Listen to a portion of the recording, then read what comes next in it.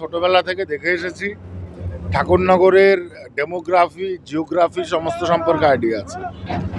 তো সুযোগ যখন পাওয়া গেছে, তখন এইটুকু প্রচেষ্টা করাই যেতে পারে। সাধারণ মানুষের যেটা উপকার হবে সেটাই তো সবচেয়ে বড় কথা। এটা সমগ্র ঠাকুরনগরবাসীর একটা আনন্দের দিন, কেননা যেখানে টানেলটা হচ্ছে, এই টানেলটা হওয়া মানে মানে কি বলবো, ব্যাপকভাবে এটা দরকার ছিল। কেন্দ্রীয় সরকারের প্রচেষ্টাতে এটা হয়েছে। আমি ধন্যবাদ জানাবো মাননীয় প্রধানমন্ত্রীজিকে, আমাদের রেলমন্ত্রীকে, অশ্বিনী বৈষ্ণবজিকে, যাদের মাধ্যমে আজকে এটা সার্থক হতে পেরেছে। তো আমি মনে করি যে একটা বড় সমস্যা আমাদের ঠাকুরনগর যে রেলগেটের যে বড় সমস্যা, সেই সমস্যাটা আজকে মিটে গেল, মিটে যাবেও। আগামী বোধহয় 12 ঘন্টা টোটাল এটাই কাজ হবে।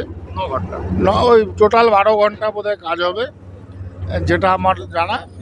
9 ঘন্টারও বাকি আছে। তো আমি মনে করি যে অত্যন্ত একটা ভালো কাজ হলো মানুষের জন্য।